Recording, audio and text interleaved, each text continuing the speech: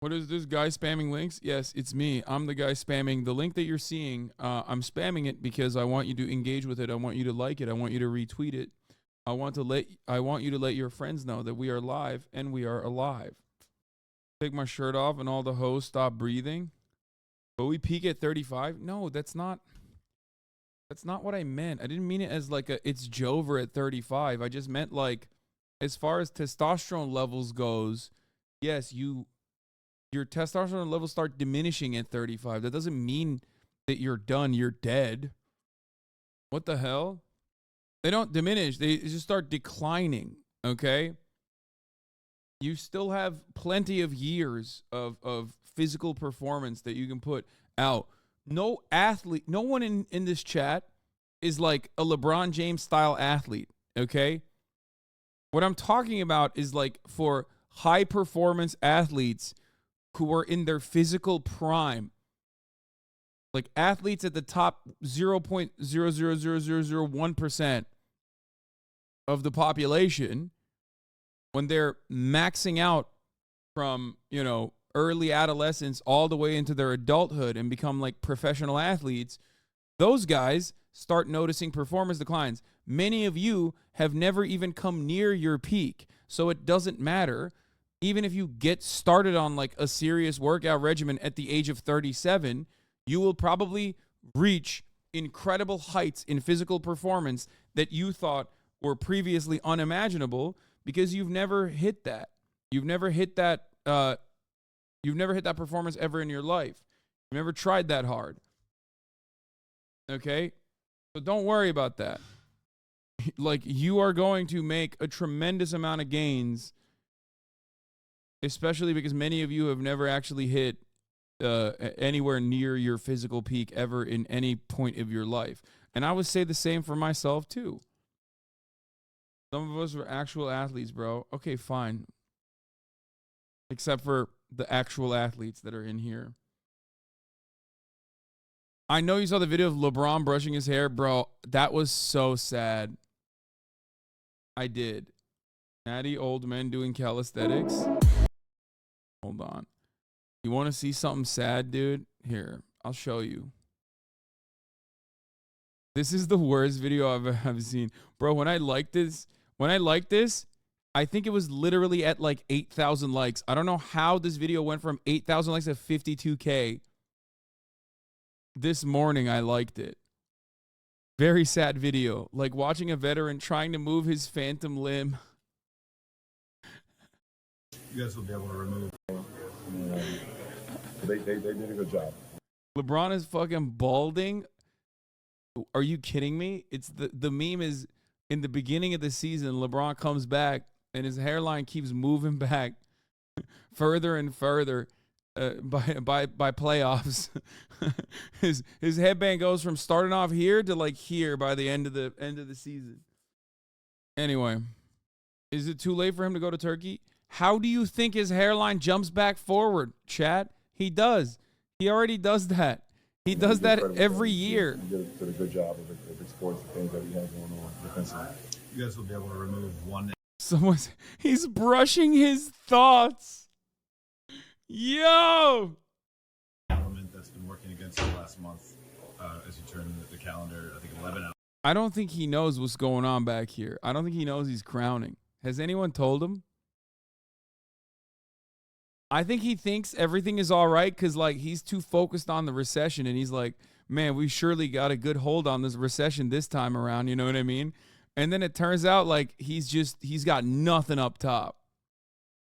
To be fair, though, listen, there's a heavy price to wear the crown, okay? When you're the king, you wear a crown everywhere you go. And sometimes you start crowning as a consequence of the crown that you're wearing all the time. Stop saying Listen, we've already established that LeBron's dick is worthy of riding. So when you guys say, go ahead, be like, oh, you're riding his dick. Like, I don't care. He's the greatest athlete of all time. So yes, I will keep doing tricks on it. I don't care. Every single one of you is a white supremacist racist. Doesn't matter if you're black, brown, white. Doesn't matter. If you don't like LeBron, you're racist. if you don't agree that LeBron is the greatest athlete of all time, you're racist. Oh, what's next, dude? Oh, Jokic. Look at how good he is, dude. Yeah, okay. Quite suspicious. Did you guys see that? Did you? No, I really do like. I do like big, tall, white Balkan men who play basketball real good. I appreciate his game winner. That was pretty insane. Listen. This is so unimaginably insane. Okay.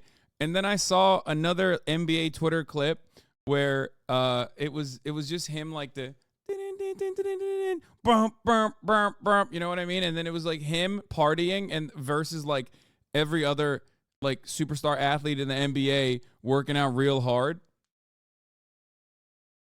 Greatest fat boy to ever do it. Yeah, this is the most insane part of NBA is that like people say he's fat. Oh, here. This is just white supremacy. This is white supremacy. You can't convince me that this is not white supremacy, okay? In action. Yeah, this is racist. Just racist.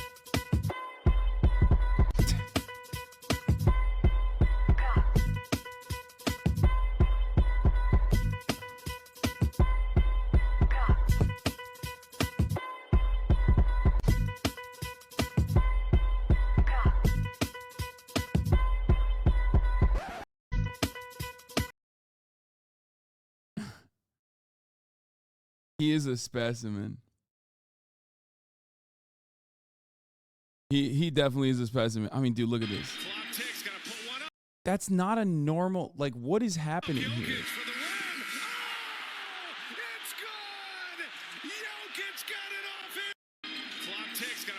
Like, that doesn't make any sense, bro. Why? How? At that size? What is happening? Like, what are you supposed to do for that? 4-pointer? Yeah, you have as a 4-pointer. No, how do you guard against that? Like, he did everything right and they indicted him. Look. Like, what do you do? Bro just threw the ball. What do you mean? It just doesn't make any sense. That shot doesn't make sense. Jokic will dribble around looking like a panicked walrus on sand before tomahawking some shit over his head, which ends up being wetter than water, is truly majestic. He just has a way, dude. He just has a way with the ball that it doesn't make sense. Yeah, over the past 3 games, he's shooting 39 out of 44. He's missed 5 shots only. That's not normal. That's not normal. Check him PC, dude. He's 100% aimbotting. 100%. Just put in his 10th, 12 for Middleton. Wembenyama. Oh, goes and puts it down. Are you kidding me? Come on. I mean, this is one of those dudes that's like he's too tall. You know what I mean? Like that, he didn't have to jump up there, dude. Look at that. He doesn't even have to jump up there. It's dumb. That's one of those things where it's like, okay, dude, what are we playing here? Like, is this basketball? Like, he literally looks down at the rim. What the fuck? No, he looks like you went to the NBA player character creation screen and just maxed it out. You broke it. You jailbroke it, and you maxed it out for no reason, okay? It looks goofy when he's dribbling the ball. There's like 8 seconds. When he dribbles the ball, it takes 8 seconds for the ball to get back up to his hand, and it's not because he's not slamming it fast enough. It's just too much height. It would be considered a carry for like the average like if you have a point guard guarding him at that moment, it just looks like you're literally going above their waistline, above their head. It looks like he's not shooting. He just drops the ball in.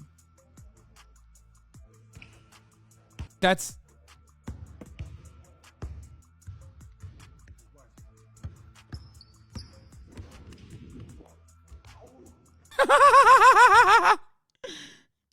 Every time he blocks is technically goaltending. Okay? Because he can't block you when the ball is going up. He's so tall, he can't block you when the ball is going up. He has to hit it while it's going down. What do you do with that?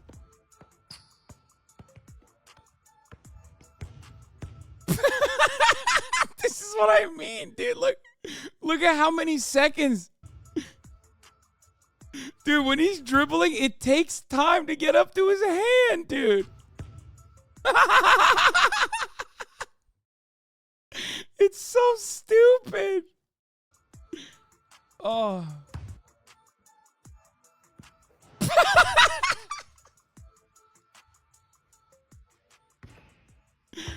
Oh, dude, it's not even a joke. He literally drops it in. This is some real Monstar shit. I swear to God. Like dude, come on. Did they lower the rim? Like, come on. Let's be real, right? They lowered the... Wemby looks fake when he plays.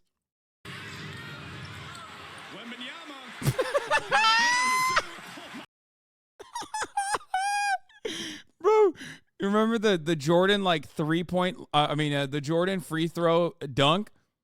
I feel like he can do it from the 3-point line. I feel like his bounce, he can two-step from half court and then jump up from the 3-point line and be able to dunk it like a Monstar, literally. Oh, that's it. That's the reply. The Monstar reply. Like, that's so silly, dude. Oh, my God. Bro, look at how long his arm is. Look at that. He grabbed the ball. Behind. Half of his body is already touching the 3-point line on the other side. You can't see it because the camera's out of frame. He grabs the ball on the other side of the half court. Bro's Euro step starts in Europe. It looks like he's driving in slow motion because it's just too many frames. I was listening to Sad Boy's podcast and learned that being 6'4" means you're tiny in the NBA. Yes.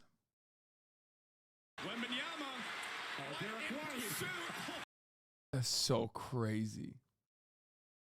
I mean, think about it this way. This guy is literally 1 whole foot taller than me.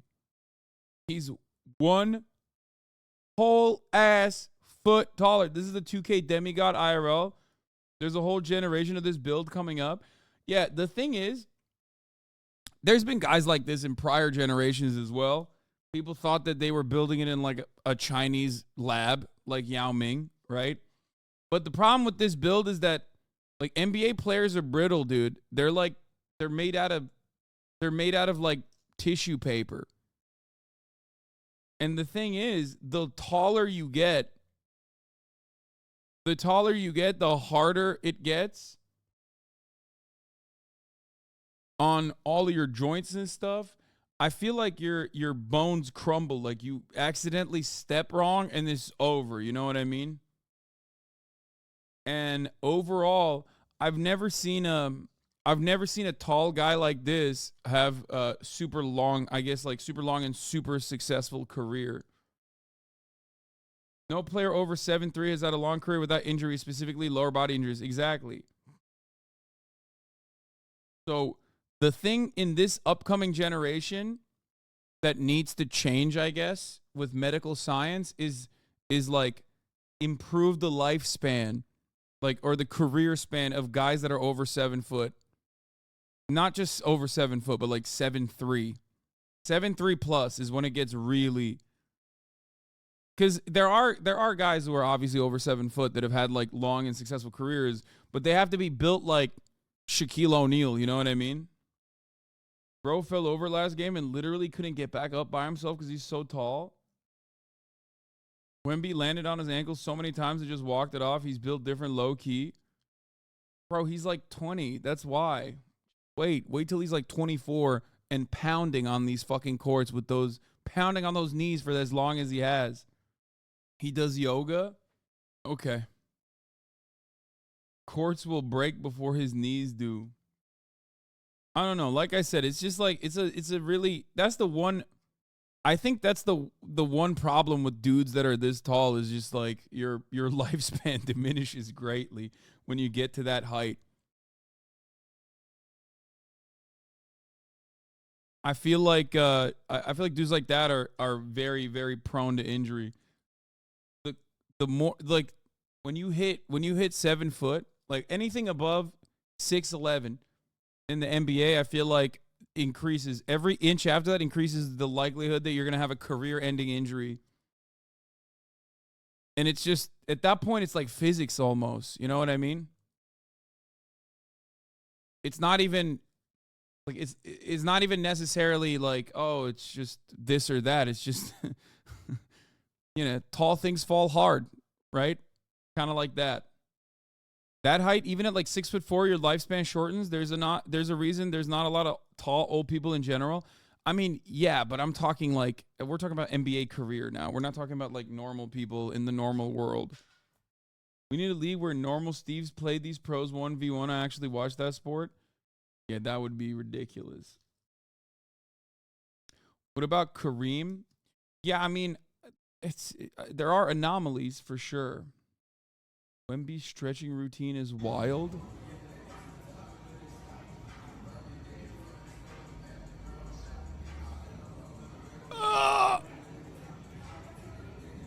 Bro, it's weird. God, he's so skinny. It's crazy, dude.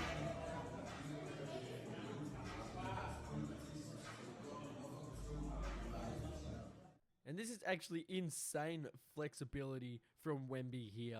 Not very often you'll be seeing someone 7'3" or 7'4", whatever he is, being able to do this. And if this continues throughout his career, it'll go a long way in helping prevent injury.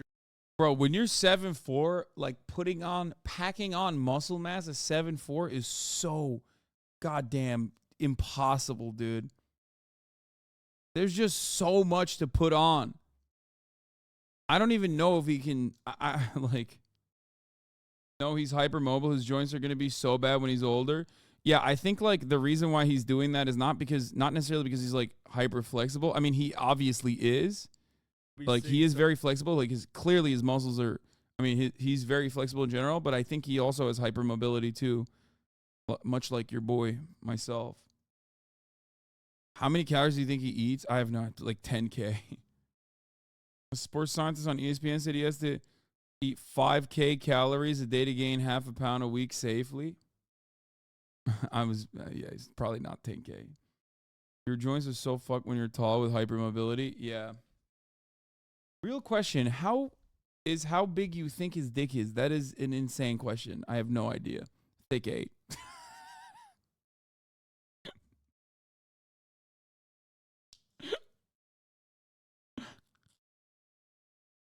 That's my answer always. Stephen Hawking. It is known. Would you come to the All-Star game? Sure.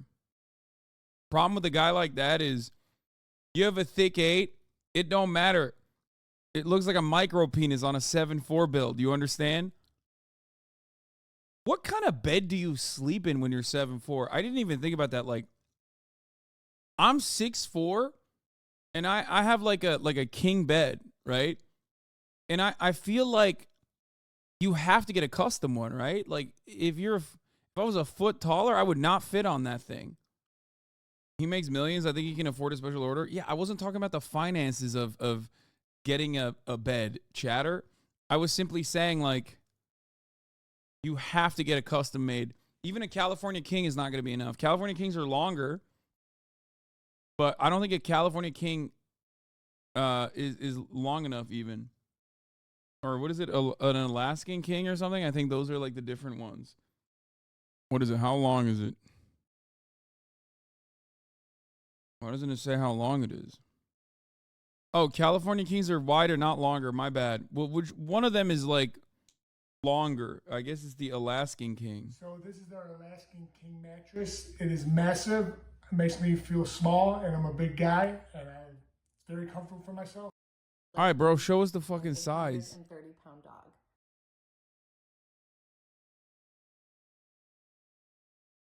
What is happening? Does it feel weird for you too when you meet a dude taller than you? Not really. I get excited. When I meet a dude taller than me, I get excited. I'm like, oh, finally, is a tall person, and also I look normal. Shaq's 10-foot bed. No one will best Shaq's bed. I learned on MTV Cribs that his bed's 10 feet by 30 feet. So it's the novelty of meeting a tall person. I mean, I don't know. I don't really think about it. It's like I rarely ever meet people taller than me.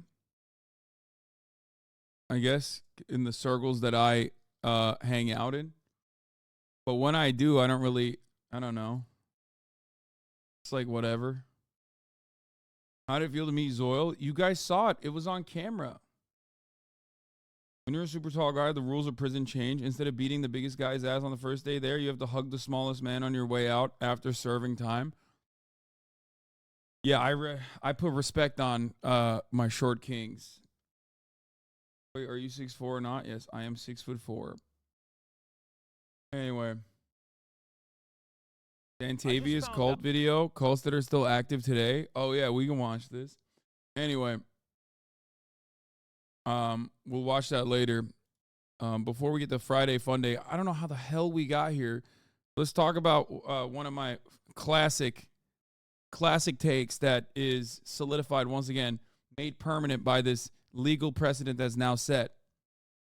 You tell jokes that are edgy, better make them funny. Because if you tell jokes that are edgy and people laugh and you're a good comic, then they legally can't fire you. That's right. Fired comedian in order to get a day job back after jokes ruled simply funny. Jad Sliman was a reporter in Philadelphia before he was fired over his budding comedy career. Now his employer has been ordered to reinstate him. A reporter who was fired last year when his employer found clips of his stand-up comedy online must be reinstated because his jokes are funny, a third-party arbitrator has ruled. The arbitrator has also found that his comedy clips, which cover topics including 9/11, Israel, and oral sex, could violate Philadelphia-based NPR member station Wise social media policy and must be removed. The reporter, Jad Sliman, said this raises concerns about the boundaries of remote work. I kind of couldn't believe it, says Sliman, who wrote on Instagram that he's been pursuing comedy full-time since his firing. The one thing I've been told about arbitration is that they usually split the baby, so nobody gets everything they want. But what's been on my side this whole time is the case against me has just been such bullshit. Sliman has spent 5 years as a reporter at The Pulse, the health and science radio broadcast produced by Y. However, after senior management found clips of his stand-up comedy routines that he had posted on Instagram, clips the company alleged were egregious with sexual connotations, racial connotations, and misogynistic information. According to the arbitration case document Sliman posted online, he was fired last January. They cut off my health insurance the same day, despite the fact that they know I have multiple sclerosis and rely on very expensive drugs to walk. Sliman told Motherboard on Wednesday. They also went and deleted all my work from the site, every single possible clip I could try to use to get a job. That is crazy. Sliman's comedy focused on his experience as an Arab American raised in a Muslim family, his experience in the U.S. Marine Corps, and his reporting while he was in the Middle East, including embedding with Syrian opposition fighters and covering ISIS in Iraq. The arbitration document states it includes written samples of 9 jokes that Sliman has posted on clips on Instagram, which is a part of the arbitration agreement he has since removed from his page. One joke listed with the title, Kind of Racist. Now I want to see it. Do we have any clips of this? What's his name? I don't want to read it. I think it's disrespectful to the art. You silly gooses. It's disrespectful to just like read the joke because it's completely devoid of context. We are an NPR Philly. We have a sense of humor around here. No, we don't. This is the NPR Philly. Let's be real. Let's be real, okay? We have less humor here at the Hasanabi broadcast than... Is this him? Yeah, but I want the specific joke. I want the specific joke that he's talking about. But people here have less humor than like an NPR editor, okay? Straight up. I wanted to look for the specific jokes that like they actually deleted. But you should get Duncan Trussell on the show. His name is pronounced Jad Sliman. The arbitration agreement mandated he delete the clips. I know, but I'm sure they exist somewhere online. Nothing gets deleted online, really. I know he had to take down the clips off his Instagram, but maybe it's on TikTok or something. You know what I mean?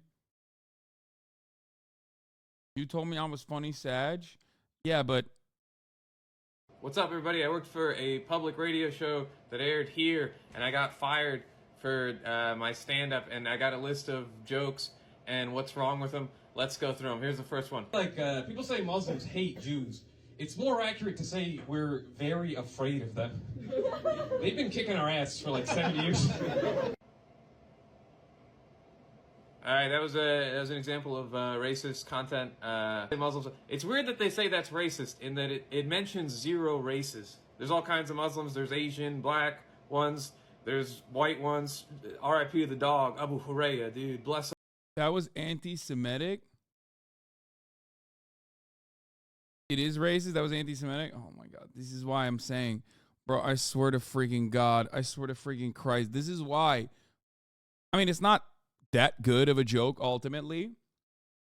But like, this is precisely the reason why. This is precisely the reason why like NPR operates the way that it does. Okay? Chad is going to die when they hear from Adam. I know. I'm like kind of worried always. Bless up, dog.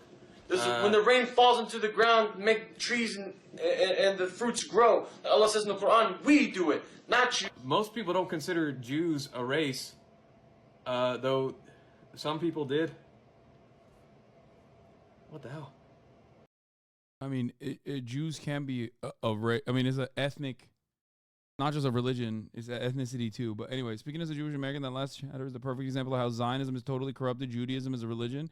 I mean, that wasn't even about like Zion. Like he's making a joke, where he's talking about it's an ethno-religion, but he's making a joke where he's saying like Muslims are afraid of Jews more so because they've been kicking our ass for 70 years, which is like yeah, he's making a quip, a humorous quip about Israel and connecting it to Jews in general. In that situation, he's trying to make a comedy bit. You're wrong. This is deeply anti-Semitic. Brother, oh, come on. More anti-Semitic at the top of the hour ad break. God damn it, dude. Oh. God damn it. I gotta stop. I gotta fucking stop reading chat. What am I doing? That's my New Year's resolution. It's my New Year's resolution to not read the chat. I'm slipping. Kilometer 040, thank you for the 5. Get the subs. Allowing 5 people to no longer see the ads at the top of the hour. Here's the 3-minute ad break right now. Okay? I got absolutely destroyed. I got cooked. Sliman has spent 5 years as a reporter at The Pulse. Yeah, he talks about his experience as an Arab American. Like this lady asked my boss, she's like, yo, does Jad consider himself a person of color? Because she was making a list of us. Hell, sick. All right, I'll get to be this lady's brown dude Pokedex. Another joke is titled Trump versus Muslims versus Jews. People say Muslims hate Jews. It's accurate to say we're afraid of them. They've been kicking our ass. We got to rethink the term homophobia. Homophobia means you hate gay people. It doesn't mean homosexuals have defeated you in dozens of wars. Sliman, who was represented by SAG-AFTRA grievance lawyers, argued that he had been terminated without due process. Lawyers from Duane Morris LLP, including the firm's vice chairman, Thomas Servideo, argued that Sliman's inflammatory comedy constituted a violation of Wise Code of Conduct and social media policy. The arbitrator said that he read this policy as not incorporating a reasonable person standard, meaning that the workers must be vigilant not to post anything on social media that could conceivably be interpreted as inflammatory even by highly sensitive and thin-skinned individuals without an appreciation for irony or satire. That's nuts, right? Sliman said. Yeah, I mean, his jokes aren't like incredible. He's an amateur comic. They're not going to be that good. He still has to work on it. But overall, I would say, they're not fireable at all, especially because, like, he's not trying to make legitimately inflammatory statements or jokes that like belittle people.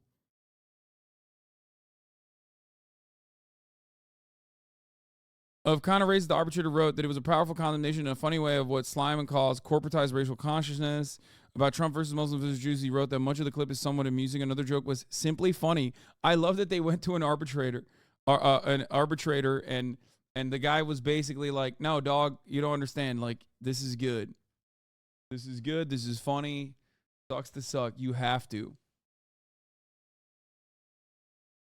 You have to rehire this person.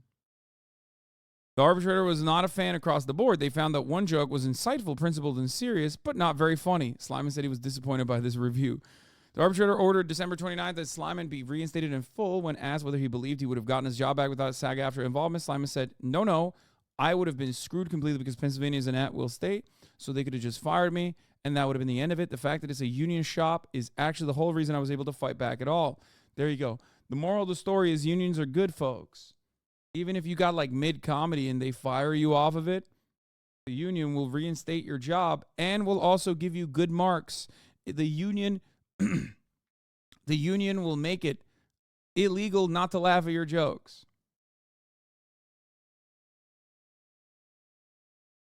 Sliman said he's supposed to start working again in the coming weeks unless the company decides to appeal the arbitration decision. Yeah. The union got a third-party arbitrator to say he is legally funny. Oh my God, you're so annoying. What? Yo, is there a way I can help with campaigning for Jen? Because I need to volunteer 6 hours for an AP Gov assignment. I don't know, chatter. Why are you asking me? Do I look like I'm on Jenk's campaign? Like, you need 6 hours for AP? I help him. I'm sure you can figure it out on your own. You know, just look it up. I'm sure there's a website out there. JankForAmerica.com. All right, that's a cool story. All right, let's get to a not so cool story. Iowa shooter believed to have posted on TikTok prior to deadly attack. Details emerging this morning about the school shooting in Perry, Iowa that left a 6th grader dead and several others hurt. So a TikTok shared on social media, believed to be from the 17-year-old shooter, shows him posing in a school bathroom before he opened fire. We're also learning more about the victims, who include Perry High School's principal, who was hurt. Dan Merberger's daughter says he tried to distract and stop the shooter by talking to him. Veronica Miracle is in Perry, Iowa, with the latest for us. Veronica. Well, John, this community is just in mourning over the 6. Has the GOP blamed China for the shooting yet? No. The GOP has immediately found like photos or videos from his TikTok, though, where they're saying that he's like gay or trans or whatever. Nowadays, like if you have a TikTok where like even if they think you look gay or whatever, or you don't even need to, I guess, quote unquote, look gay. I don't even know what that would be. They would just be like, oh, he's trans. He has a TikTok. It's always like, it's just, that's the strat. Because there's no punishment for it at all. So why wouldn't you? Right? There's no punishment for it whatsoever. You just don't really get, you don't get hit with nothing for just spreading that kind of thing. And as a matter of fact, you only get benefits for lying about that sort of thing. So that's usually what it is. You can just kind of say whatever you want. You just kind of lie about it. And at least like there was some level of like, there was back in the day, there would be like, at least people would socially outcast you, right? Like they would say, why did you say that? That's a lie. That's wrong. Why did you just, immediately make that up? And nowadays it's like people kind of celebrate it and then they move on. Right? Sixth grader who was killed. Also, the other people who were injured, 5 other people were injured, 4 students and 1 staff member. All of the injured are expected to survive. But the staff member, the principal of Perry High School, identified by his daughter on Facebook as Dan Marburger, had to go into surgery. He is in stable condition. His daughter also saying in that post that her father tried to help save lives, saying, quote, he tried to approach and talk Dylan, the shooter, down and distract him long enough for some students to get out. As many of you know, Dad, he is a gentle giant, an amazing dad, and an amazing person. This is a very small community, John. The entire school district has only about 1,800 students, so everyone knows everybody. Last night at a vigil, CNN spoke to a woman who says she knows the boy who was killed. Take a listen.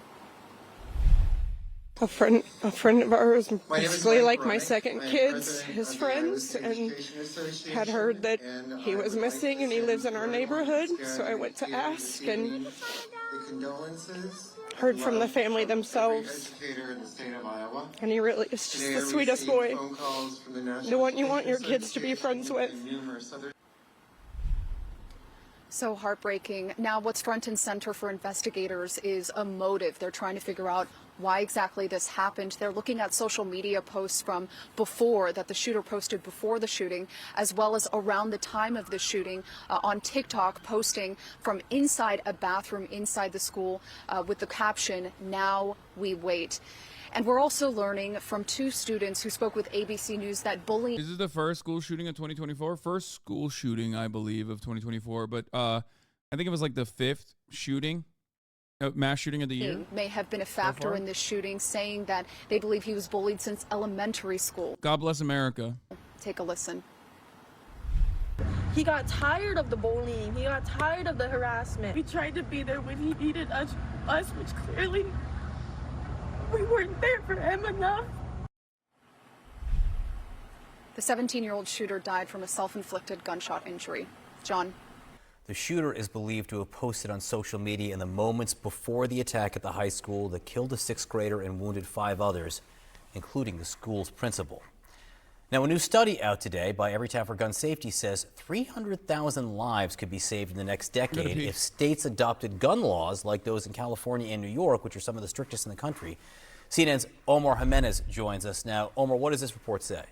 Yeah, John, so this study from Everytown, the gun violence prevention nonprofit, essentially looked at the state gun death rates and compared them with the strength in gun laws as we look state by state and came up with a score and a ranking for these. So some of those top states, California, New York, Illinois, again, a composite score of strength in gun law, but also matched up with the gun death rate. And what's interesting is New York and California actually had some of the lowest gun death rates in the country, despite having some of the strictest gun laws, even though they have 2 of the biggest cities in the country. And gun deaths includes homicides, suicides, and accidental killings as well. On the other side of the spectrum, Arkansas scored the lowest by Everytown standards because of its weak gun laws and high gun death rates. Now, Everytown used essentially 5 foundational laws here to sort of judge strength in a state's, gun laws or policies. So those, you're seeing them on your screen there: requirements for background checks, permits for concealed carry, secure firearm storage, rejection of stand your ground laws, and extreme risk laws that temporarily remove firearms access. That's crazy, man. That seems like fake news to me. Yeah, more gay propaganda, folks. Oh, not even the first school shooting, brother. There was one day before with 1 injury. That is insane. There have been 2 school shootings with injuries or deaths. Oh, my God. There were 4 shootings on January 1st, another one on the 2nd, another one on the 3rd. Yeah, we looked at it yesterday. Oh, my God. Why does local news coverage of random acts of violence lead the reaction, but school shooting coverage still hasn't ushered in anything? It's simple. People think crime is on the up and up because that benefits measures like funding the police further, taking more reactionary approach to punishing criminals. These are all things that benefit those in positions of power. It goes along with the capitalist order. However, gun control, on the other hand, is directly antagonistic to the bottom line of gun manufacturers.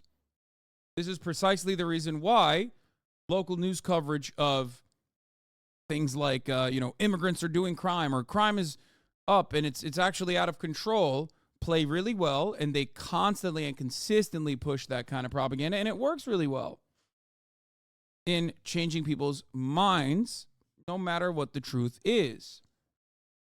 Whereas advocacy for gun control, on the other hand, is never going to work in the same way. That's why I always say, at the end of the day, it is much more difficult to change things for the better when you are advocating for a position that is against the pre-established order. Why do capital owners want to close borders, more cheap workforce, or is it just to pack in with other hog shit? No. Immigration policy directly helps capital owners. That's why there is a white nativist immigration policy to begin with.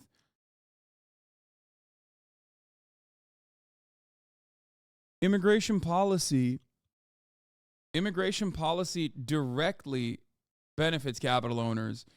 If these guys were easily brought in to the documented population and they could get jobs alongside with documentation, they could get jobs and have like some level of protection that documented American citizens do, then ultimately they could not be a permanent underclass.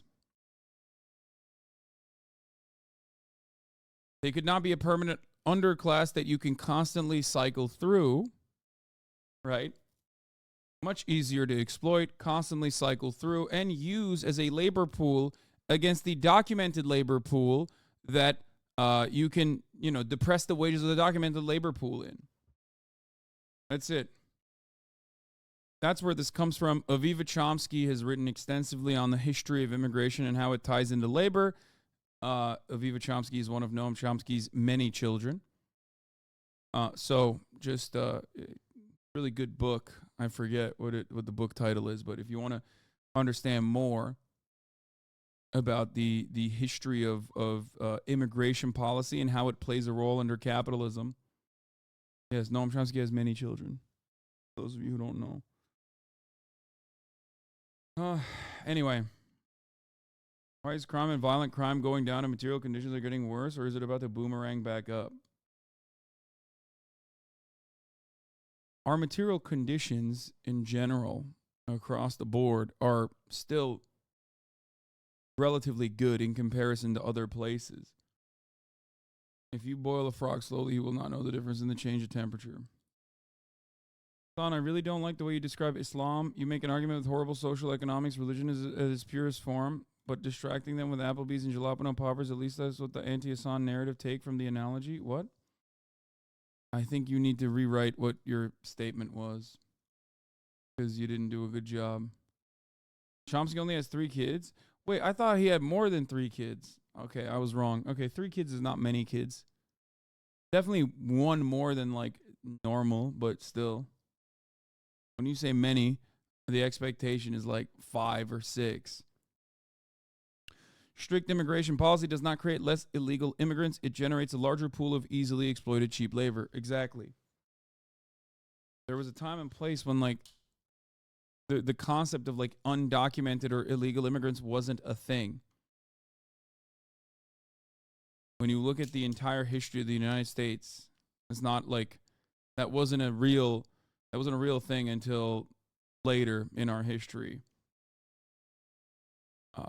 It's a legal concept that we created specifically to have a permanent exploitable underclass. Yeah, the book title is Undocumented: How Immigration Became Illegal by Aviva Chomsky. I think that might be it. We never searched Chomsky in the Epstein papers. His name is not appearing in the Epstein papers so far, but we know that he has linked up with Jeffrey Epstein, yes. Aviva Chomsky writes,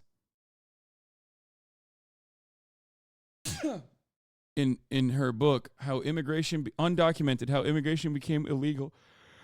Rights activist Aviva Chomsky shows how illegality and undocumentedness are concepts that were created to exclude and exploit. With a focus on U.S. policy, she probes how people, especially Mexicans and Central Americans, have been assigned this status and to what ends. Yeah, this is something I've brought up, something I've talked about as well. This guy, the transit guy, says, people will talk about how 50-minute cities are prisons and they live here. If you recall, this is another take identical to a take of mine, another solid take of mine, which is that we already do live in 15-minute cities. The problem is, like, it just doesn't have all the things that 15-minute cities would have. Like, these suburban enclaves are basically 15-minute cities devoid of, like, schools, gyms, libraries, and the like, and shops and things of that nature. So technically, you know, these neighborhoods are just like boneless 15-minute cities. No, it's not a 15-minute by car. Not to be rude, but you have fallen off tremendously. I don't know what you mean by that, but it is pretty rude.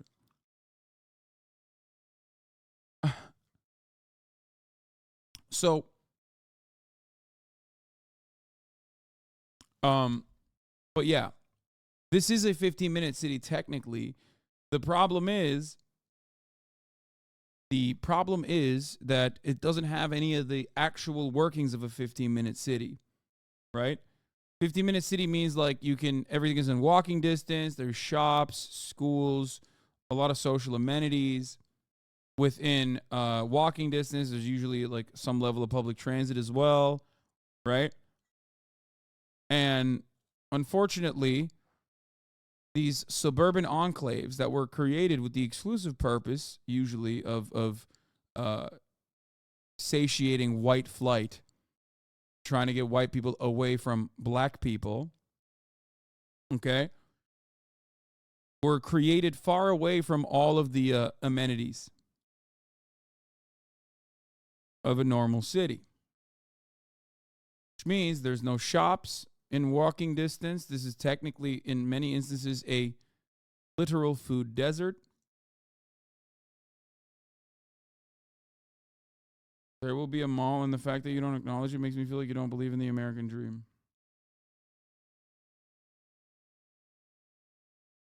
Makes them car dependent. Yeah. These kinds of suburbs are basically, as the chatter correctly pointed out, a Stanley Cup city. I saw that tweet as well. Someone was saying on Twitter that, like, Stanley Cups are such a I drive everywhere product. Because it's like, if you were walking everywhere in like a big city, lugging that Stanley Cup around, it becomes impossible. Only one point of entry, probably gated too. Sure. I live in Houston and there is zero walkability. Yes. This is awful.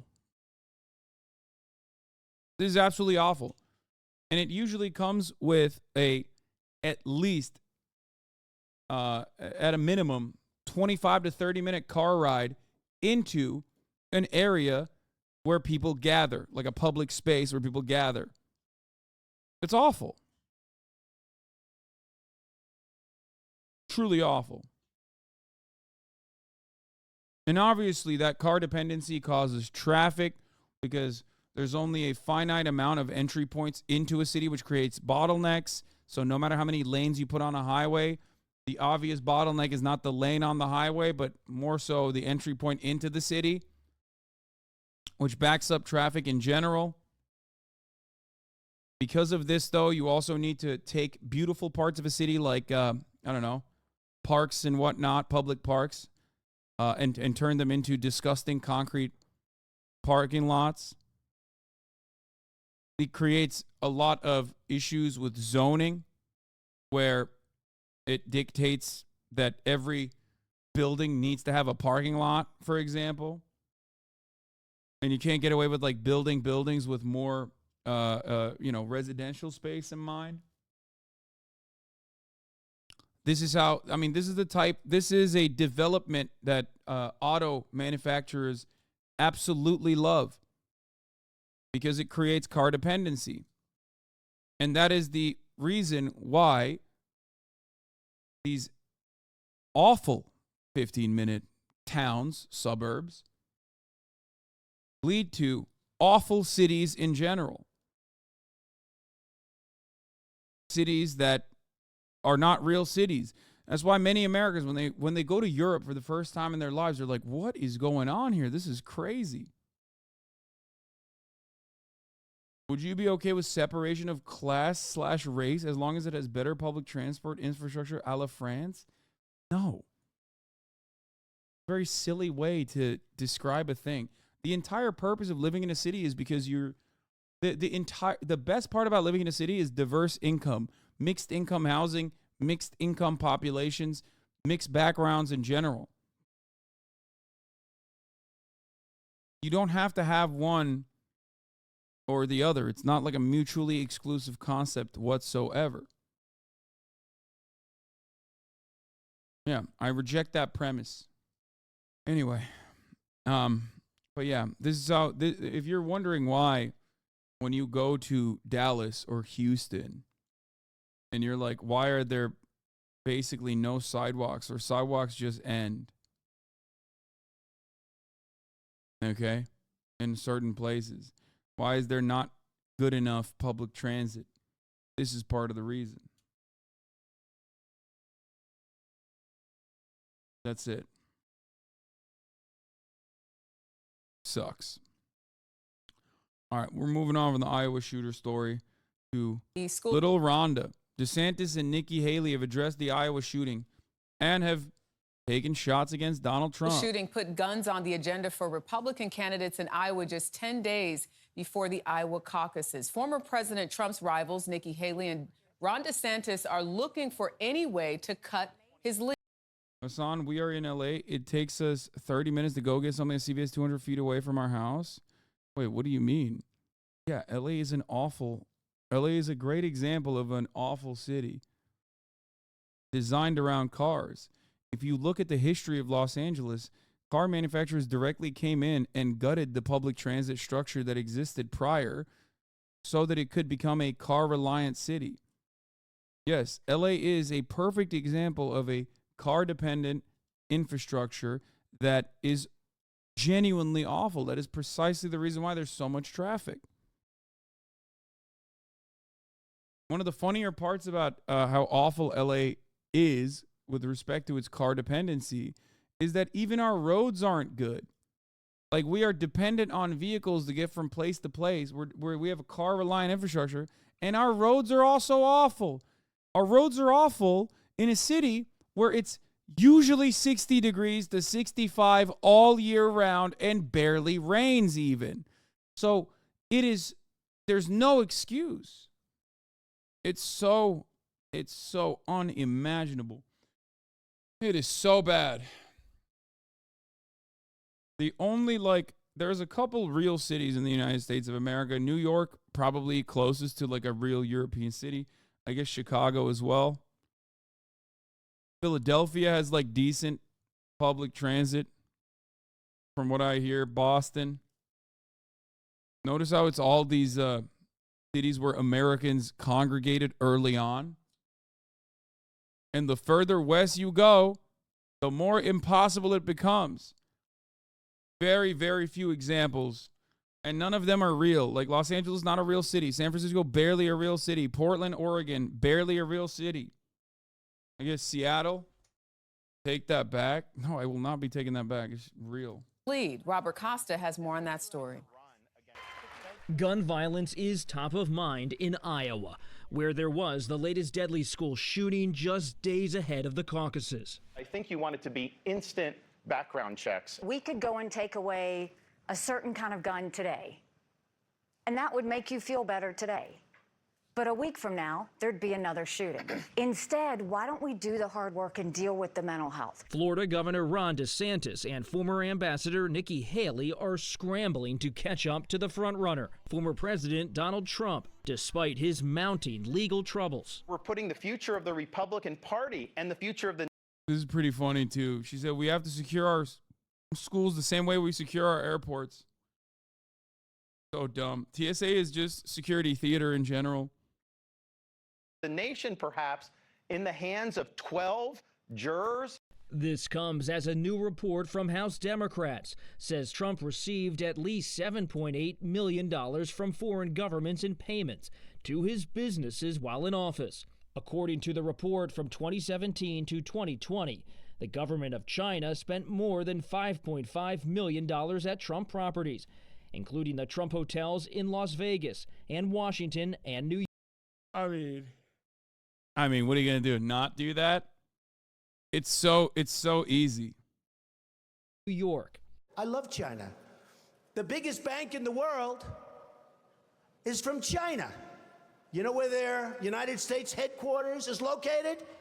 In this building, in Trump Tower. The Trump Organization has said it voluntarily donated proceeds from foreign governments to the Treasury Department, totaling more than $300,000, far lower than the millions the committee details in its report. I have an admission to make. Meanwhile, former New Jersey Governor. What is this, bro? Did he make a YouTuber apology video? What is happening here? God, Cristobal. Governor Chris Christie is dismissing calls from rivals allies to drop out and released a new 1-minute ad saying endorsing Trump. God, he's such a loser. Oh my God, dude. Everybody hates Chris, man. Everybody hates Chris. Trump in 2016 was a mistake. Well, I was wrong. President Biden is set to deliver a speech today near Valley Forge National Park. Oh, yeah. That's not an intel op. 5 million is just them putting up their diplomats at Mar-a-Lago. Yeah, no, I know. That's what I was saying. It's like, what are you going to do? Not do that when it's so free? It's so free, dude. Listen, if I'm a foreign nation and I have a leaky faucet of a Donald Trump as president of the most powerful country on the planet, who is incredibly open to revealing state secrets in broad daylight in public, as long as you have like one national, like not even like a super spy or anything, just like straight up any foreign national in any number of different properties, I'm taking that advantage every time. It's crazy. Come on. In Pennsylvania, the historic Revolutionary War site. He's expected to mark the 3 years since the attack on the U.S. Capitol and argue forcefully that democracy is at stake in this election, a theme that is emerging now as a pivotal part of his re-election campaign. Nate? Bob, thank you. Right, this just into CNN. The New York Attorney General seeking now more than $370 million from former President Trump and his co-defendants in the civil fraud trial. Letitia James also looking to bar the former president from doing business in the state. Let's bring in CNN's Kara Scannell. So, Kara, what are you learning about this filing? Literally the best bang for your insignificant buck. Just put people there to listen to him blabber. Oh, 100%. Yeah, so these are the closing argument briefs that were due today in this civil fraud trial. And the Attorney General's team is now saying that they are seeking more than $370 million. When they sued Donald Trump, they initially sought $250 million. So they're significantly increasing the amount of money that they want to recover. And that's all that they say were improper gains that Trump had received. And they prove this, they allege, through the evidence presented at the trial. Now, in addition to seeking to bar the former president from serving in a business in New York for life, they're also seeking a 5-year ban on his sons, Donald Trump Jr. and Eric Trump. No, those guys are real estate legends, dude. This is the worst thing that's ever happened. No. This is the worst thing that's ever happened to New York real estate, okay? Including that one awful morning in 2001. This is basically like 9/11 too, you know what I mean? Getting the Trump family out of New York real estate is basically 9/11 too. And what the Attorney General's office argues is that their intent to defraud was inescapable. They say that the myriad deceptive schemes they employed to inflate asset values and conceal facts were so outrageous that they belie innocent explanations. Now, Trump's team has argued that their financial statements were accurate, that there's no evidence presented in this case that the bank would have given them different interest rate terms had they gotten different financial statements or the values that the Attorney General's office. Yeah, they're coming for me because I'm standing between them and you. If they can do this to me, think about what they'll do to you, folks.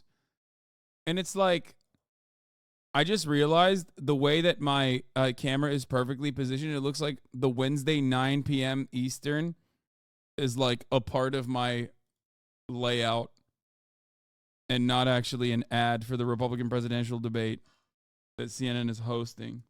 Or I guess did host. Or I guess they're hosting it next week. Pre-recorded stream. Yeah. Folks, they're coming after me because I'm standing in the way between you and them. And it's an interesting thing because it's like, yeah, they're coming after the HVAC business owners and their $100,000 next. You know, who amongst us hasn't greatly inflated their property value? Like an incredible amount. Like an amount that's way beyond permissible, that actually does does turn something that like everyone does in a routine business practice into something that is criminal. Argues were they accurate values? You know, the judge has already ruled in this case in a summary judgment motion that the financial statements were persistent and fraudulent. And the issue now for him is to decide how much money the Trumps would have to pay and whether there is a ban. But there are also 6 other claims that the Attorney General's office is pursuing, and that's why it went to trial. That's a conspiracy claim, insurance fraud, falsifying business records, and issuing false financial statements. That is up for the judge to decide. Now, Trump's team, again, arguing that there was no intent to defraud here either. You know, depending on how this plays out, you know, the judge had issued a scathing opinion just a few weeks ago rejecting Trump's argument for a directed verdict, in which he rejected a lot of their testimony and a lot of their legal arguments. Boris, Brianna? And Carol, sucks when you got Alina Habba as your lawyer, you know what I mean?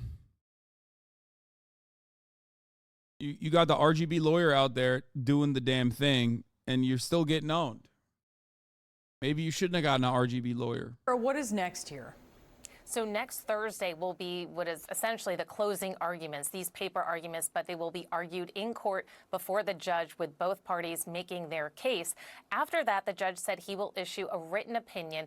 That is, he said he hoped to do by the end of the month or at least into February. So then he will write a written opinion on this. Trump's team has already signaled that they intend to appeal. In fact, a lot of their arguments during the trial, they had said to the judge they had to put it on the record because they intend to appeal this decision because they didn't expect him to rule in their favor.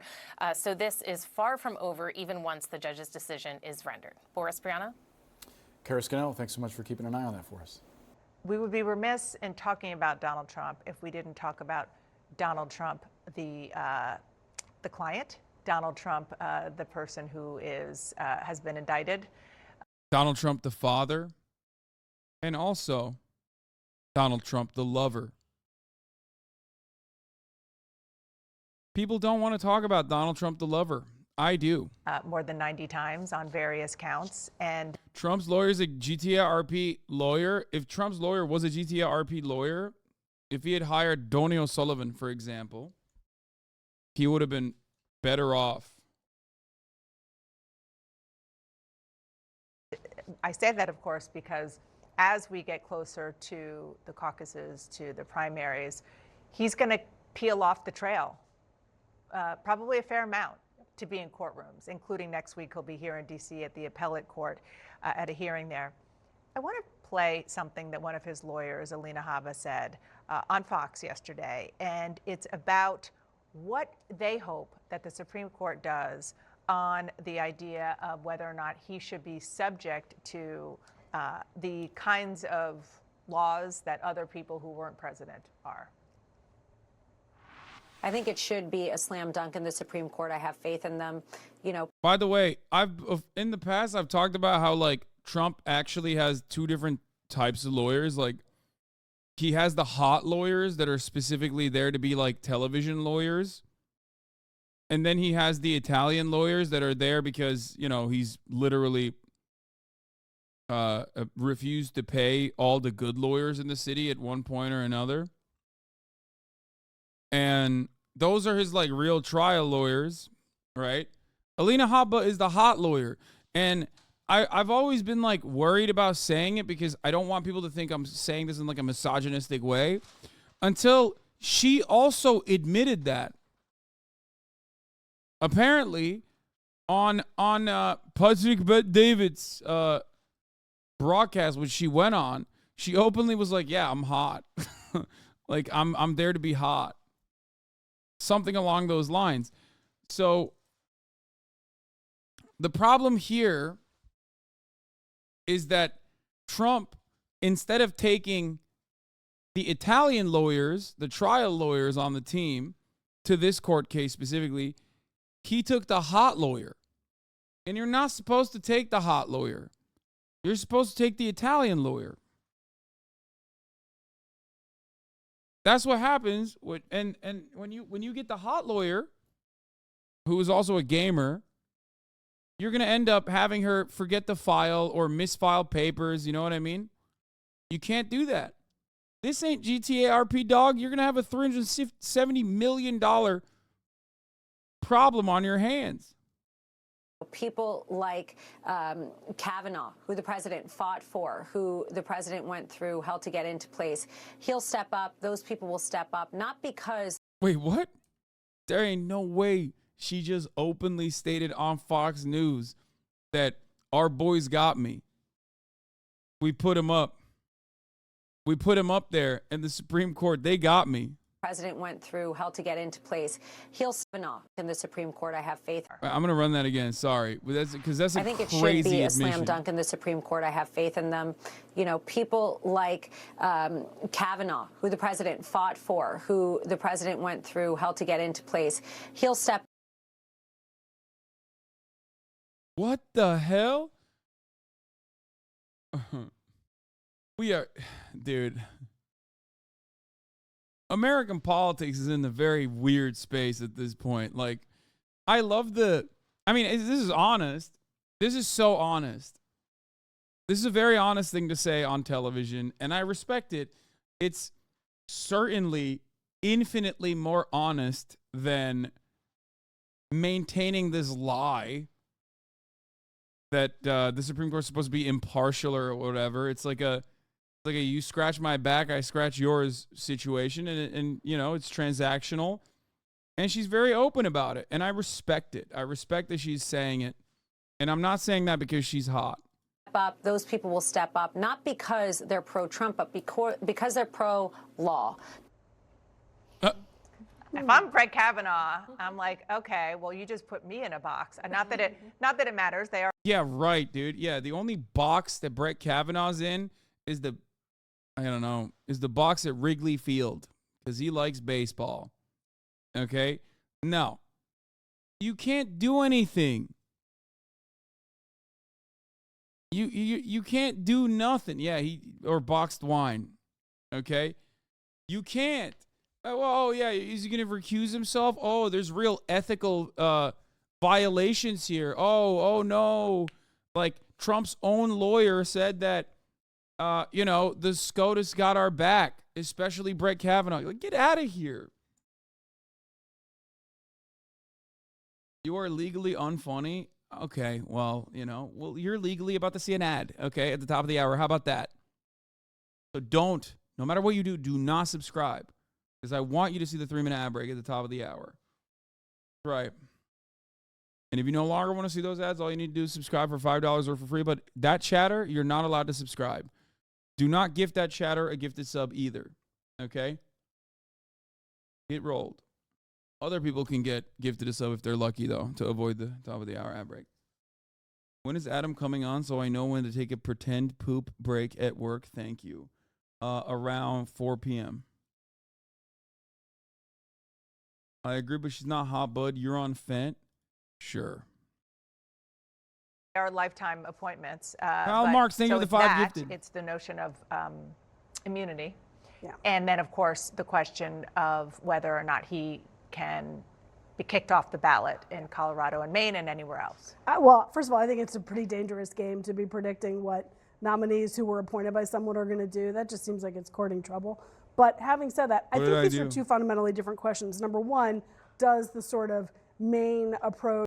The Lucky Ghost, thank you for the 5 gifted subs. What did I do, Michael J. Which our Kenny? Colorado approach, does that make it through the court? But the other is the question, the broader question of presidential immunity. Can someone who ever served as president ever be held accountable for something they did in the waning days of their presidency or afterwards. And I think, to me, the way the court thinks about one question is going to be completely different than the way it thinks about the other. And legal scholar after legal scholar has said, if every president is immunized forever against anything they ever do because they were president, it would invite like the worst presidents, you know. Oh yeah, totally. Basically in the future of the United States, because people would run to basically try to immunize themselves for every. How would they win? Oh God. Hi. It's so This is wow. This is incredible. This is an incredible argument. Thank you. This is like the notion that why are we letting criminals run? If they win, they'll abolish crime. Or why are we letting criminals vote? Sorry, because we do let criminals run, like Trump. If they win, or if the criminals can vote, then they're going to vote to abolish crime. So stupid. Everything. So I think the court has a ton of really complicated stuff to figure out, but predicting what people who Trump nominated are going to do and conflating what happens in some of these individual states with the broader executive power question, I think is really problematic. I took that as Since Trump is off the ballot, do you think this might cause another January 6th, but even crazier? I hope. Isn't he just saying it's bad precedent to let elected officials get away with crime? I agree. It is actually bad precedent to let elected officials get away with crime. A president is not a god king. It's like one of the major roles that the Constitution plays. It's like kind of the whole point about us being like anti-monarchy is that the president is technically supposed to not be above the law. So it is one of the only like actually American ideals, I would say, that has been brought forward and kind of advocated for and is like a part of, it's like a universal value that Americans understand and think America is supposed to push for. So going against that, as I've said before, well, looks kind of bad.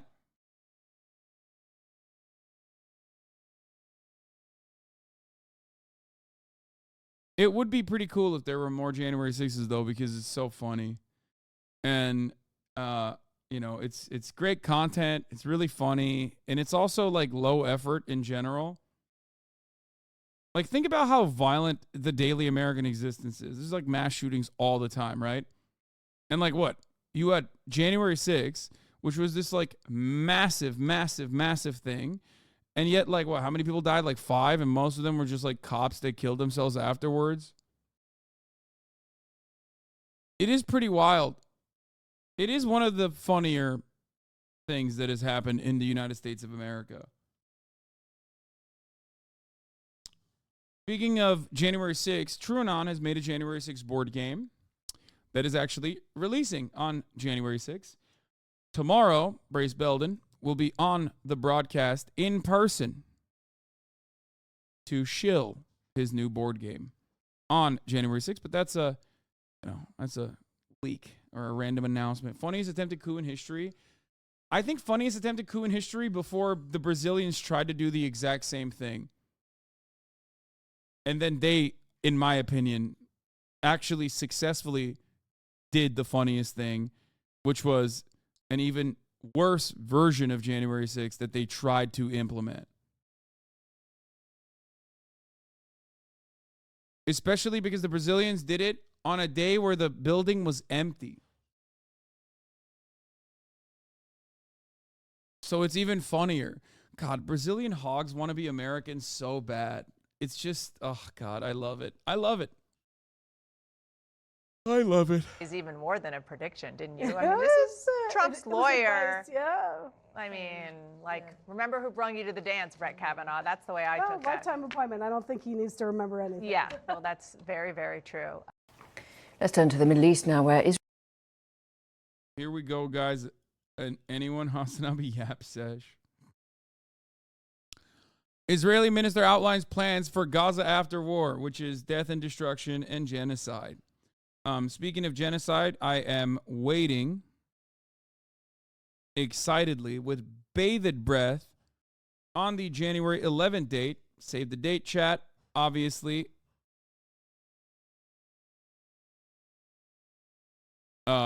Important date. That's when that's a term. Waiting with bated breath. Isn't that like a thing that people say?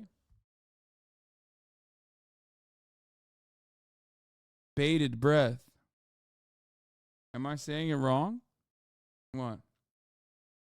Chatters are getting it wrong too? You're slurring? Yeah, I'm very tired. Anyway, the reason why I'm excited for January 11th is, of course, because, oh, what the hell? This is not real, dude. I was not there. I was there on January 6th. I was not there on whatever, January 8th, I think. Is that when they did it? Okay. God, I don't know. I didn't sleep well last night. I'm very tired. You look 50 in that cutout. Yeah, that's when I had long hair and was like much heavier. Yeah, they did it on the weekend when everything was closed, which is very cool. As a Brazilian who was there, I can confirm Hassan was there. Stop, dude. You're blowing up my spot. January 11 is an important date because the South African lawsuit against Israel for the crime of genocide is going to be seen by the ICJ. So that is an exciting prospect. I do hope that Alan Dershowitz is their representative, because that will be very cool. Israel's defense minister has been outlining his plans for Gaza once its war with Hamas is over. It comes almost 3 months after Hamas's deadly October the 7th attacks on southern Israel, which triggered the conflict. Under Yoav Gallant's four-corner proposals, Hamas would no longer control Gaza and Israel would retain overall security control. A multinational force would take charge of rebuilding Gaza after its widespread destruction in Israeli bombing. Neighbouring Egypt would also have an unspecified role under the plan, but Gaza would be run by Palestinian bodies as long as they were not hostile towards Israel. While fighting in Gaza has continued alongside the plan's publication, the Hamas-run health ministry says that dozens of people have been killed in the past 24 hours. Well, let's go straight now to our correspondent Yolande Nell, who's in Jerusalem for us. So, Yolande, how does this plan tally with the ideas that the US was suggesting for the day after in Gaza? Well, Washington, which is, of course, Israel's closest ally, has been calling consistently for a detailed plan for the day after. What we have at the moment is really a kind of set of bullet points from the defense minister. But there has been this insistence that it should be Palestinians who are governing in Gaza in the future. And this plan does account for that. It says specifically that there will be no Israeli civilian presence in the Gaza Strip at the end of the war. Now, that is important because you've had far-right ministers in Israel's coalition government who have been calling for the return of Jewish settlers to the Gaza Strip. There are some who've been calling for the forced displacement of Palestinians, and that is something. I like that the ranges are just like ethnic cleansing, ethnic displacement, and then the most progressive position is like, let's do not even a Bantustan, but like, let's do the West Bank, basically. Like, that's the best position that the Gazans have to look forward to, is the occupying force strangling them further. Yeah, sick, man. Thing that has stirred up a lot of anger around the region with other Arab countries, also with the Americans saying that that talk was inflammatory and irresponsible. What about the Palestinians? What's their view on this? There's been relatively little comment from the Palestinians so far, perhaps because this is really just the kind of sketch of a plan. We are going to have the US Secretary of State Antony Blinken coming in a few days' time, and he will be visiting Palestinian leaders in the Palestinian Authority in the occupied West Bank, as well as Israeli leaders. And we know that in the past, the US has been pushing for the Palestinian Authority, a kind of a revitalized Palestinian Authority, to have a role in the future of Gaza. God, I want them to get punished so bad. I know ICJ is like, the most they can do is like get the UN to act. And ultimately, I guess it gives like people more reason to be like, no, saying that Israel is committing genocide is now official. These little things do matter still. Kind of like the sea change in the attitude where people went from unconditionally and vociferously supporting Israel to going, wait a minute, actually it is an apartheid state and that's kind of messed up, turned into a real thing in the Western world after institutions like NGOs, specifically like the Human Rights Watch and Amnesty International, openly declared Israel to be an apartheid state. Now, that happened in 2021. But there is still an importance to these institutions actually calling it like it is. Okay? Straight up. I think that this was something that mattered for a lot of people because they got the go-ahead to be able to openly state it. Because you can always fall back on NGOs that do this for a living, that call the balls and strikes for a living, even if they themselves are personally not, even if they themselves are not necessarily, always honest and open-minded, I would say. And I think that plays a big role. That plays a big role in changing public consciousness. The ICJ declaring what Israel is doing to be a genocide, which, according to former prosecutors who have successfully prosecuted other states for war crimes and genocide, crimes of genocide, the South African case is open and shut, which, obviously you guys know this already because you've been watching me cover this ethnic cleansing campaign. I think that if a decision comes down from this easy case that is ultimately seen as what Israel's doing is ethnic cleansing, this will change a lot of attitudes, I think. To understand why the International Criminal Court prosecutor Karim Khan's conduct regarding the situation in Palestine is so scandalous and should disqualify him from office, a little background is necessary. Wait, what? Israel has not ratified the Rome Statute and is not a state party. The ICC and this is a different thing, I think.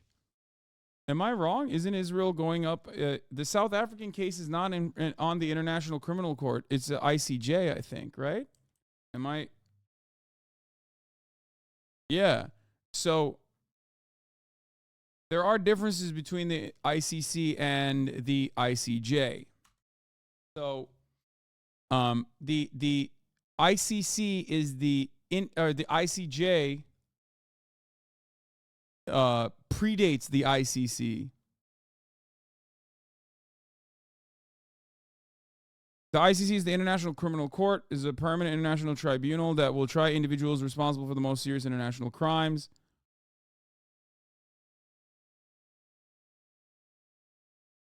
The ICJ is the International Court of Justice. The ICC just goes after African countries, right? No. The one of them was designed, I think, in like 1920s, and then the other one is 1945. ICC, I believe, was designed in or created in. Wait, let's see.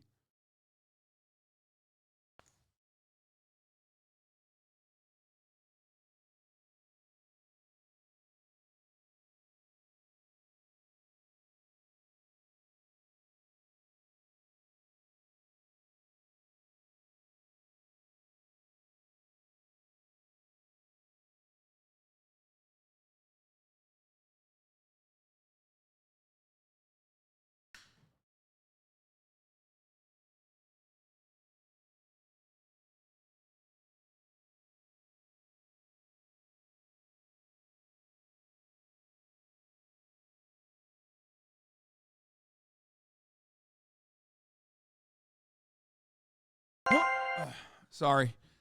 Nandre's steaks just got delivered. Nandre sent me a box of steaks. ICJ is where you take up violations of the Geneva Convention. This news is funded by... Yeah, we covered this already. I mean, I watched it already. Thank you very much for having the International Court of Justice, ICJ, or the World Court, is a civil tribunal that hears disputes between countries. The ICC is a criminal tribunal that will prosecute individuals.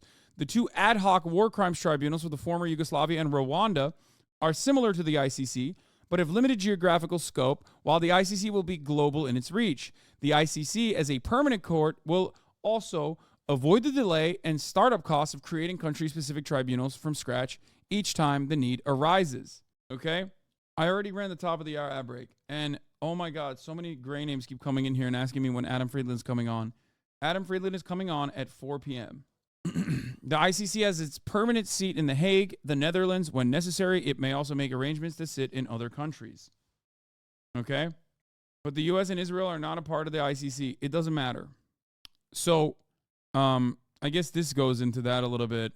But yes, Israel is K.O. Fishy's right. Israel is a party to the Geneva Convention, which means that it can, as a state, be tried under ICJ, but it is not a party to the Rome Statutes, which means it cannot be tried at the International Criminal Court. Okay? Israel's not ratified the Rome Statute and is not a state party of the ICC, the global tribunal established in 2002 to hold accountable perpetrators of war crimes, crimes of aggression, crimes against humanity, and genocide. Of specific concern to Israel was that the Rome Statute in Article 8.2b defines as a war crime transferred directly or indirectly by the occupying power of parts of its own civilian population into the territory it occupies. Forcible relocation, or rather repopulating areas, is obviously considered a war crime, and that is exactly what settlements are in the West Bank, and that's exactly the foundation of the Israeli nation state. Okay? So they are not joining it. Or the deportation or transfer of all parts of the occupied territory within and outside of its territory. This closely reflects Article 49 of the Geneva Convention 1949 relative to the protection of civilian persons in time of war, which defines such activities as grave breach of the convention's equivalent of a war crime. Other articles, such as 7.1J, define apartheid as a crime against humanity, and it became a serious concern more recently as the long-standing judgment of Palestinians on this matter was endorsed by the leading Israeli and international human rights organizations. Do you understand? Do you understand how these NGOs actually build a case and how this case will then inevitably get elevated to international criminal courts? And then ultimately that causes pressure points for those in positions of power and the country, United States of America, Israel's most important, most significant ally and biggest backer, to actually have to take action. Now, it doesn't matter when America does war crimes and is like called out for said war crimes, right? Because it's still America. But Israel technically is not the United States of America. Although it functionally operates like an American state, it still is a separate state in and of itself. So this kind of pressure will work to basically cut the ties between Israel and America, because ultimately you don't want America to, at the global stage, take a position that is so pro-Israel and back Israel as is doing, clear misconduct, clear war crimes, crimes of genocide, the worst war crimes you can, because that diminishes its soft power capabilities globally. It makes America look very weak, right? So at that point, American leadership has to make a calculation. Do we allow Israel to consistently engage in these kinds of crimes and continue giving it weapons, and have the rest of the world completely just say, all right, it's done, you're over, your partners are behaving in a way that is, your partners are now behaving in a way that is worse than your behavior in some instances, right? Like you're aiding and abetting the genocide. This will lead to because America is aiding and abetting the genocide, this will lead to additional criminal complications for the American government. Now, of course, the reality of the matter is that America is not a part of any of this. Technically, America even pulled out of the ICJ. America has never been a part of, I think, the ICC at all, because shortly after they wrote the Invasion of the Hague Act. For those of you who don't know, this was created specifically so that if any American service member, diplomat, if any American is ever extradited to The Hague to be tried, America will invade The Hague. That is a law that we have in the books. That's not true. All America is part of the ICJ. All UN members are. What did we do? What did Donald Trump do? I think the United States sanctioned the International Court or something? Or no, U.S. lifts Trump's sanctions on the ICC prosecutor court official in 2021. Oh, okay. On September 2nd, 2020, the United States government imposed sanctions on the International Criminal Court prosecutor Fatou Bensouda and other senior prosecution official Fakiso Mochochoko.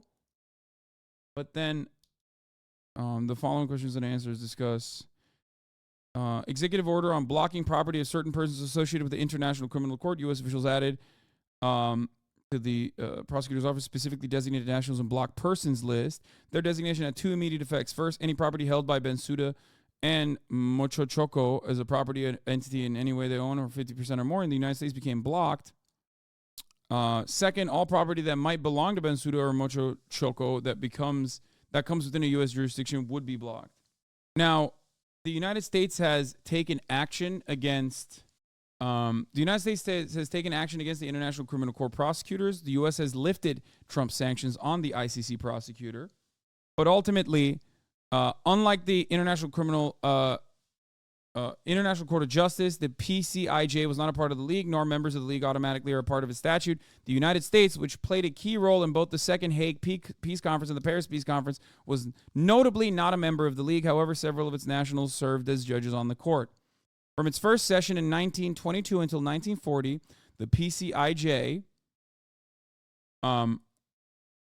it dealt with 29 interstate disputes and issued 27 advisory positions. The United States played a major role in setting up the World Court, but never joined. President Wilson, Harding, Coolidge, Hoover, and Roosevelt all supported membership, but it was impossible to get a two-thirds majority in the Senate for a treaty. Following a peak of activity in 1933, the PCIJ began to decline in its activities due to the growing international tension and isolationism that characterized the era. And then we lead to the International Court of Justice.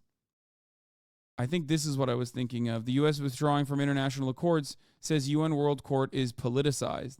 Yeah, this is the other thing that we did. The Trump administration on Wednesday pulled out of two international agreements after Iran and the Palestinians complained that the International Court of Justice and U.S. policies, the latest withdrawal by Washington from multilateral accords. The U.S. National Security Advisor John Bolton slammed the highest United Nations tribunal as politicized and ineffective as he announced that the United States would review all international agreements that could expose it to binding decisions by the ICJ. Earlier on Wednesday, Supreme Court agreed to let Trump off the hook? What are you talking about? Is that breaking? Anyway. All right. Tehran had argued that the U.S. sanctions imposed since May by the Trump administration violate the terms of their 1955 Treaty of Amity, which is true. Washington responded by pulling out of the treaty, a little-known agreement that was signed long before Iran's 1979 Islamic Revolution that turned the two countries into arch enemies. The ICJ, based in The Hague in the Netherlands, is the United Nations venue for resolving disputes between nations. There have been mounting concerns among U.S. allies about the Trump administration's commitment to multilateralism. In the nearly 2 years since being elected, President Donald Trump has withdrawn the U.S. from a nuclear agreement between six powers and Iran, which was Obama's signature foreign policy accomplishment, the Iran denuclearization deal that I believe is the culmination of 12 years of unilateral agreements. And Trump just kind of threw it apart. They also ended up following through. Iran ended up, according to UN investigators, following through on the conditions of the deal, regardless of Trump's pulling out, and then Trump still implemented sanctions. So this was like completely and utterly unimaginable, completely ridiculous, and Trump just kind of did it. It was yet another instance where Trump was not the peaceful doves that everyone claimed he was. Oh, Supreme Court agrees to weigh on whether Trump can be kicked off the ballot in Colorado. Got it. Yes, this is the American Service Members Protection Act, or colloquially called the Hague Invasion Act, but that's way before Trump. That's like 2002. Bolton, citing what he called Iran's abuse of the ICJ, said the United States would also withdraw from the optional protocol under the 1961 Vienna Convention of Diplomatic Relations. We will commence a review of all international agreements that may still expose the United States to perpetrated binding jurisdiction, dispute resolution in the International Court of Justice. The United States will not sit idly by as baseless politicized claims are brought against us. So that's something that they did on top of basically completely controlling the Security Council with veto power. So although the International Criminal Courts and the International Court of Justice, okay, what? It's way more evidence than in the only other case ever won in the ICC. The lawyer who brought the case is friends with one who won that back against Yugoslavia, and he was on TMR saying, "This ain't nothing. My dad was in the Bosnian War when he supplied trucks." Okay, let me tell you something. Okay, I know the former prosecutor for the ICC went on both Democracy Now!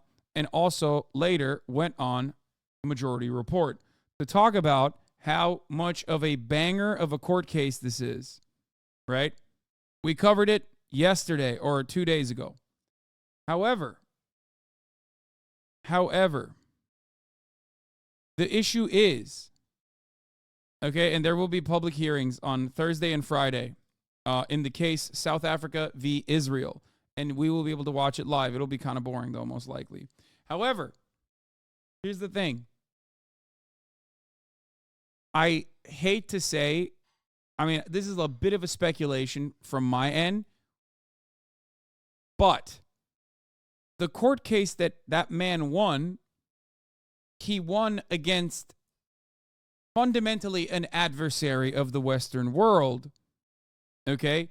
And not necessarily a offshoot of American power, like a organ of American dominance and American imperialism, because technically Israel is an organ of American imperialism. Therefore, Israel's actions are seen as permissible by the American State Department, and this opens up two different cases, two different avenues here. One, America has obviously broad powers in the Security Council that it exercises on a regular basis at the behest of Israel routinely, but also, which it can in this circumstance as well, it has a lot of influence. And two, and perhaps even more importantly, if Israel were to be found guilty of the crime of genocide under the International Court of Justice, this would also open up additional scrutiny to America's involvement, because America is the funder and facilitator and perhaps the greatest supporter of Israel's genocide. And if judging by not the ICJ but ICC protocols in the past of those who were tried for the crimes of genocide, individuals that were tried for the crimes of genocide, what you must remember is that those, that extended not only to direct people in positions of power or those who even pulled the trigger, that extended criminal scrutiny to members of the media even, right? So because of that, I would assume America would want to do everything it can to stop that from happening. Because if the International Court of Justice swings against Israel, which in a normal court it would, okay, you would then have genuine individuals, like American individuals even, potentially prosecuted for cheerleading this genocide, right? Members of the American State Department. And that immediately goes back to America's invasion of The Hague. Now, that also, of course, would most likely not happen, but that diminishes America's power globally as well. So it's a real lose-lose situation for the United States of America. October 8th was the beginning of a major lose-lose situation for the U.S., okay? Because the moment Israel started conducting very openly an ethnic cleansing and ethnic displacement campaign, they started doing it with America's go-ahead, and they started doing it with America's weapons, right? So when America tried to step in the direction of Israel and try to rein them in, Israel continued doing it. And time again, what did America do? They said, care and consider for human rights, please, but also here's some more weapons. So America absolutely is complicit. Okay? It is a religious cleansing campaign, not ethnic. Wait, what? What are you talking about? Shut up. It's genocide. The peaceful countries are the most secular, blah, blah, blah. This is a religious war. No, it's not. It's not a religious war at all. Stop. Religion is simply a tool that every side uses in conflict. A ruling, Elant News says, a ruling by the court could have significant potential implications that are not only in the legal world, but practical, bilateral, multilateral, economic security ramifications. Reads the cable, a copy of which was obtained by Axios from 3 different Israeli officials. So the best, least worst option for America here is to either A, try to stop this from going through, which I don't even know if they would be able to, okay? Or I guess somehow motivate the outcome to ensure that Israel is not seen as doing genocide, right? Like, you have to somehow sabotage the court and the proceedings, or at least like manipulate the outcome somehow, right? And the issue is, if you don't do that, the second best, least worst option for America, if this court case goes through and Israel is found guilty of doing genocide, America has to cut ties, like 100%. And even then, it will be seen as America's weakness at the global stage, because all of a sudden, one of your organs of imperialism has been caught dead to rights doing genocide with your weapons. Think about that. I don't believe this extended to even Saudi Arabia, which in a way that is not so dissimilar to what Israel is doing, did a ethnic cleansing and genocide campaign in Yemen with our weapons as a regional ally at the behest of America. But all of what I have described to you is precisely the reason why, despite how open and shut of a case this might be on the virtues, okay, it's still, not in America's interest, and therefore could swing in the opposite direction somehow. I don't know how, but I could foresee this being not as easy a case to win as the Bosnian one. I think that's the one he was talking about, right? The ICJ guy. That's it. You have an audience not only in the USA. You don't have to explain yourself all the time to white Karens. My audience is predominantly comprised of Americans who get very offended very quickly and will immediately drop you once you start making them question their own implicit internal biases about American hegemonic power. It's a big chunk. Foreign policy coverage. My foreign policy coverage is where I broadly, I would say, am almost antagonistic to the rest of like the supposed progressive left that you see online. It's caused a tremendous amount of conflict for someone like myself because Americans don't want to question that. I can get an American to question white supremacy despite being born into a white supremacist country and have white supremacist attitudes. I can question an American citizen on transphobia and get them to, change their minds on that. But the moment I start talking about like America being the number one nation on the planet, the moment that like American hegemony is threatened, a lot of chatters turn the other way.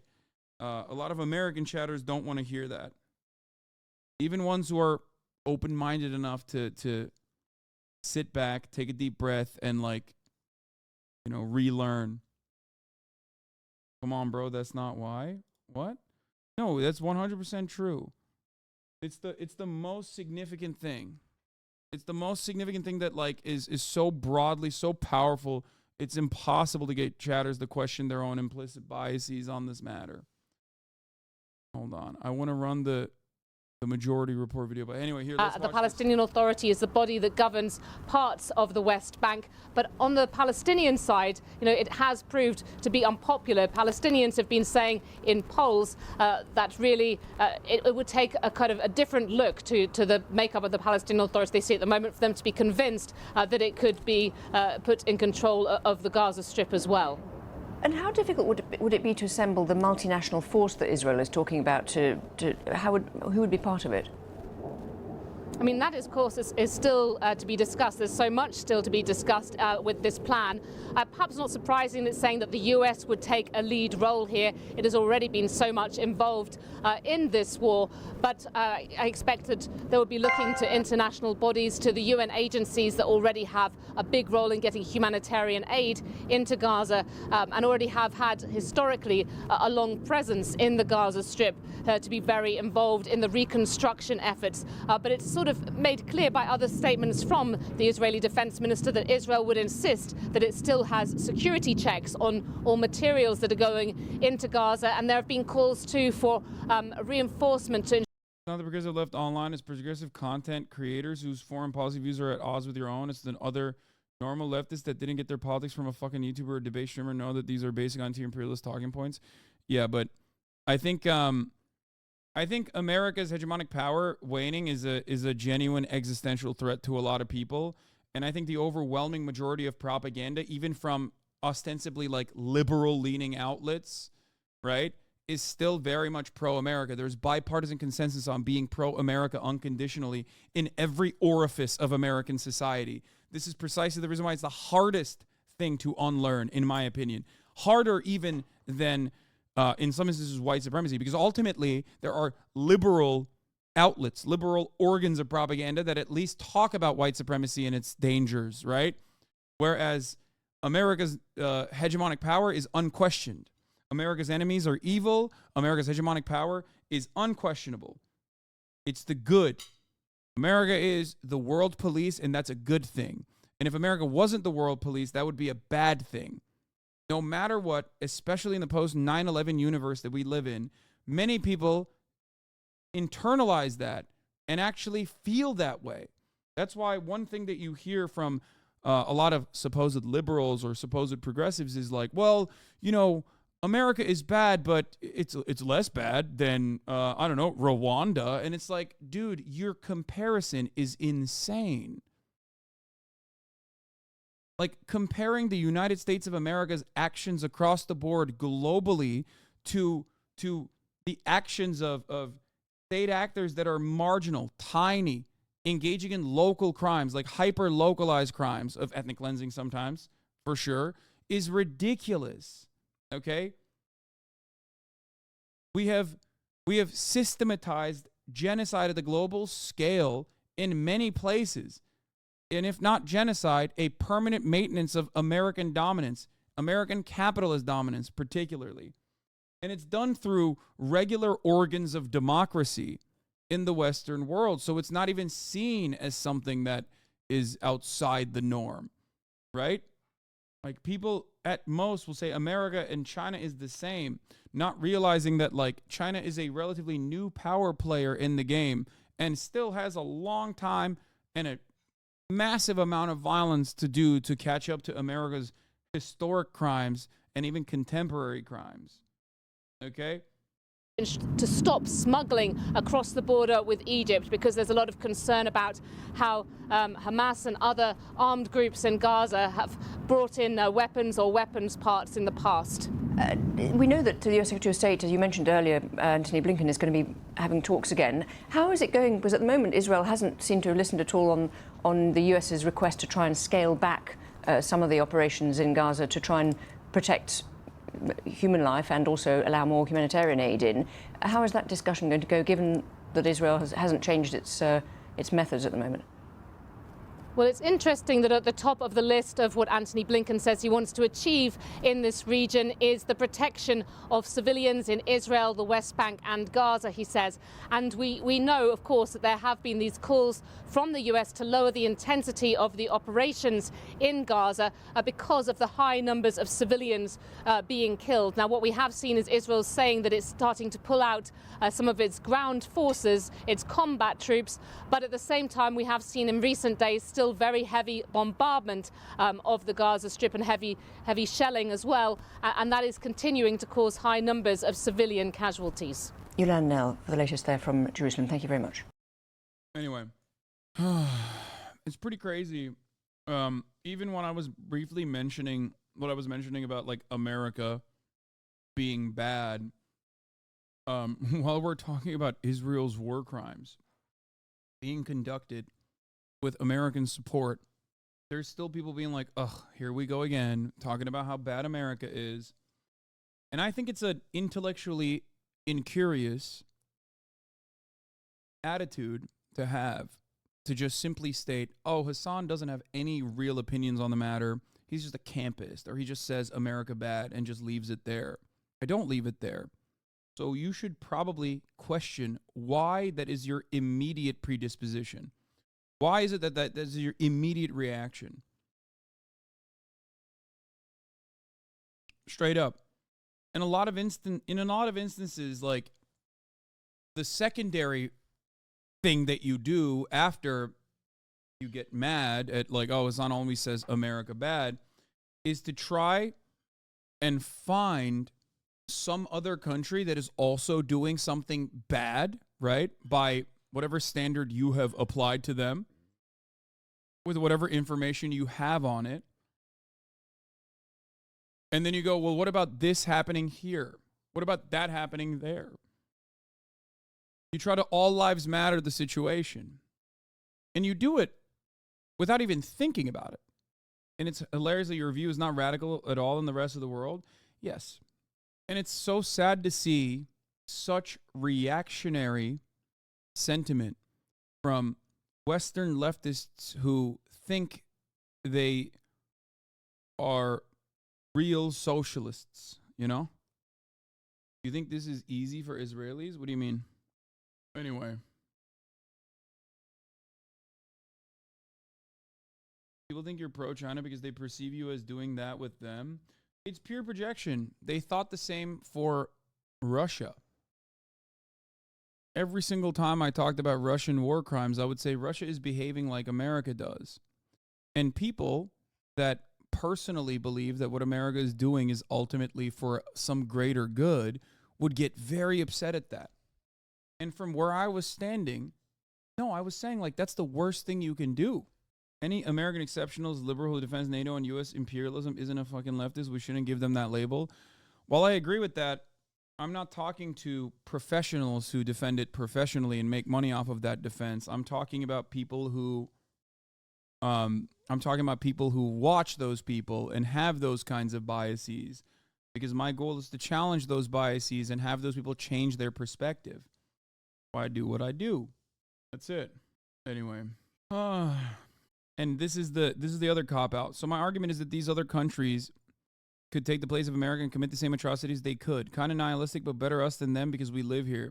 And I want my friends and family to be safe. This, my friend, is the same exact attitude that slave owners had. I'm being nice. Slave owners thought once the African men and women were freed, they would rebel against their masters and kill them. This is precisely what every single decolonial movement has faced. The challenge and the fears that they have faced. Damn, this guy's good.